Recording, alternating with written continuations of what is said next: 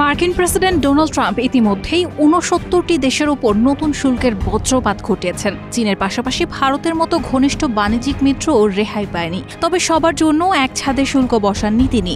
দেশভেদে বদলেছে শুল্কের হার। এর মধ্যে সবচেয়ে বেশি আলোচনায় এসেছে চিরপ্রতিদ্বন্দ্বী ভারত ও পাকিস্তানের জন্য নির্ধারিত শুল্ক হার। পাকিস্তানের জন্য যেখানে শুল্ক মাত্র ১৯%, সেখানে ভারতের জন্য তা ঠেসে দিয়েছেন ২৫%। এমন বৈষম্যমূলক শুল্ক নীতিতে এখন প্রশ্ন জোরালো, পাকিস্তানকে কি ট্রাম্প বন্ধুত্বের ছায়ায় রাখছেন আর ভারতকে ঠেলছেন কূটনৈতিক দূরত্বে?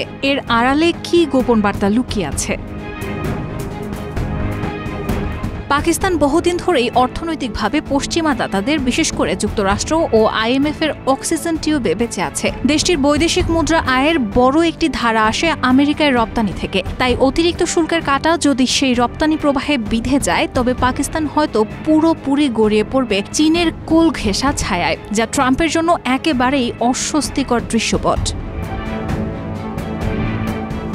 ট্রাম্প বুঝছেন, পাকিস্তানকে পুরোপুরি যুক্তরাষ্ট্রবিরোধী শিবিরে ঠেলে দিলে তা উল্টো বিপদ ডেকে আনতে পারে। তাই তিনি বেছে নিয়েছেন এক নরম শুল্ক কৌশল। মাত্র ১৯% শুল্ক দিয়ে ইসলামাবাদকে নিয়ন্ত্রণে রাখা, আবার ভবিষ্যতের দর কষাকষির জন্য দরজাও খোলা রাখা। তার ভাষাতেই এই পরিকল্পনার ইঙ্গিত মেলে। ভারতের ওপর নতুন শুল্ক চাপানোর ঘোষণার পরই তিনি হঠাৎ করে পাকিস্তানের সঙ্গে বড়সড় এক জ্বালানি চুক্তির খবর দেন, যেন অর্থনৈতিক চাপের সঙ্গে কূটনৈতিক টোপও ছুড়ে দিয়েছেন।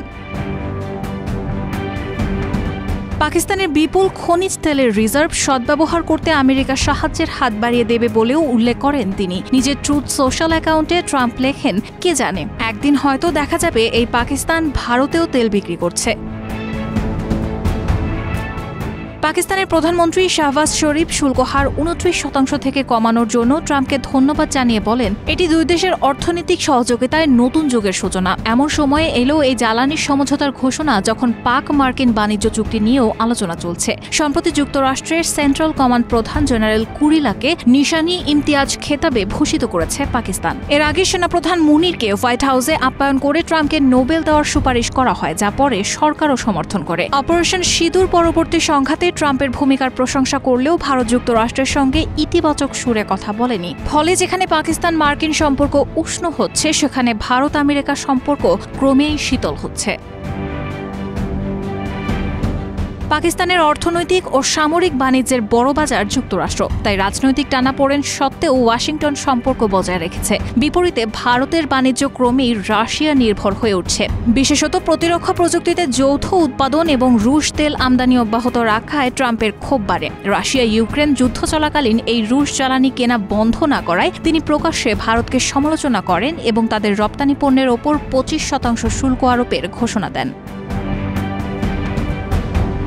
হোয়াইট হাউসের অভিযোগ, ভারত মার্কিন পণ্যকে বাজারে ঠেকাতে অতিমাত্রায় শুল্ক আরোপ করছে। বুধবার সামাজিক যোগাযোগ মাধ্যমে ট্রাম্প বলেন, ভারতের শুল্ক বিশ্বে অন্যতম সর্বোচ্চ। এ কারণে বছরের পর বছর আমরা ভারতের সঙ্গে তুলনামূলকভাবে খুব কম ব্যবসা করেছি।